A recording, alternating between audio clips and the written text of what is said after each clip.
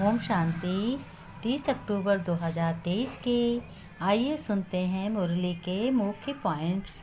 परमपिता परमात्मा शिव बाबा ने कहा, मेरे मीठे बच्चे, प्यारे बच्चे, रूहानी बच्चे, अभी तुम बहुत बड़े स्टीमर में बैठे हो।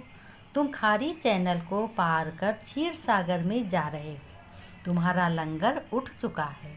खारी चैनल माने ये गफलत का चैनल, गफलत की दुनिया जो कलयुग की है। ये क्षीर सागर माने सतयुग में तुम जा रहे हो। तुम्हें अब भगवान परमपिता परमात्मा मिल गया है। अब तुम्हें संगम युग पर ले जाने के लिए अगले जन्म की तैयारी करा रहे हैं, जो लक्ष्मी नारायण के जैसा तुम्हें बनना।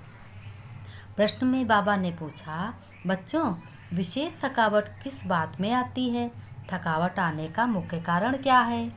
उत्तर में बाबा ने बताया कि बच्चों, तुम्हें क्या बच्चे चलते चलते याद की यात्रा में ही थक जाते हैं।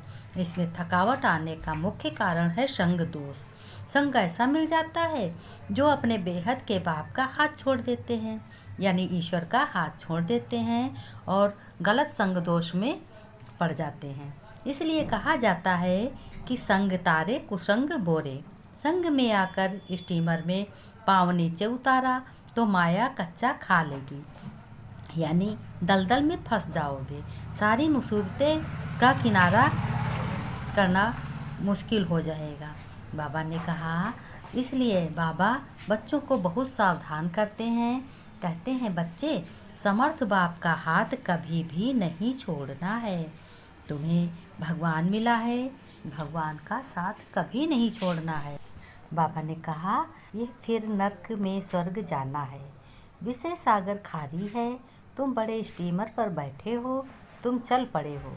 लंगर उठ गया है, तुम जा रहे हो, उस पार जाना है। कहाँ जाना है? सतयुग है, जहाँ सुख है, वहाँ तुम बच्चों को जाना है। क्या सुनकर ये ज्ञान मुरली, अविनाशी ज्ञान जब भगवान का सुनोगे तो ये तब तुम तैयारी कर रहे हो जाने के लिए। स्टीमर चलते चलते पोर्ट आते हैं। यहाँ पर कोई उतरते हैं, कोई चढ़ते हैं, कोई खान पान के पीछे जाते हैं तो रह जाते हैं। इस पर एक कहानी बनाई हुई है। बाबा ने कहा, इस पर एक कहानी भी बनाई हुई है कि स्टीमर पर चलते चलते कोई खाने पीने में पड़ जाता है और कोई गफलत में पड़ जाता है, कोई अपने कर्म विकर्म करने लगता है। कृष्ण को बटुक महाराज लिख दिया है, वह स्टीमर का कैप्टन है। फिर स्टीमर से चलते चलते कई उतर जाते हैं जो वहाँ नहीं पहुँच पाते।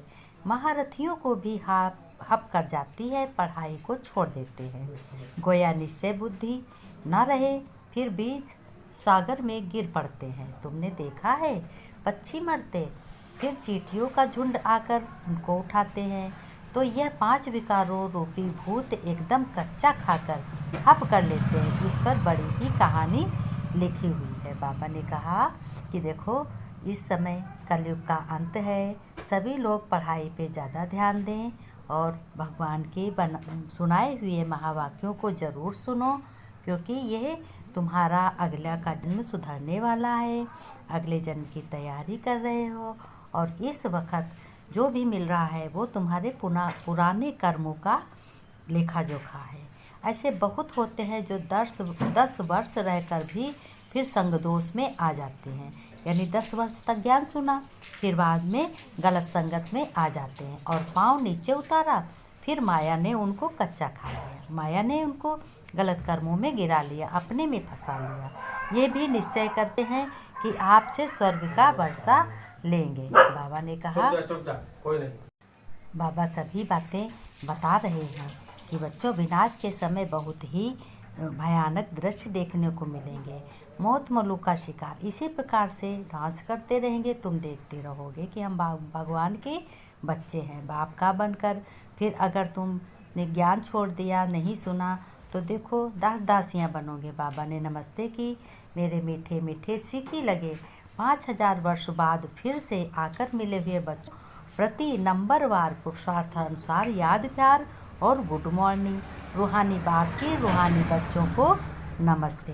बच्चे नमस्ते करते, हम रूहानी बच्चों की, रूहानी बाप दादा को याद प्यार नमस्ते नमस्ते। बाबा ने कहा धारणा में बच्चों तुम्हें क्या करना है। देखो धारणा तुम्हें बहुत ही धारण करना है, हर एक पॉइंट अपने में धारण करना है। हम रूहानी बच्चों की, सीखे लगे बच्चों की, माता पिता बाप दादा को याद प्यार गुड मॉर्निंग नमस्ते नमस्ते।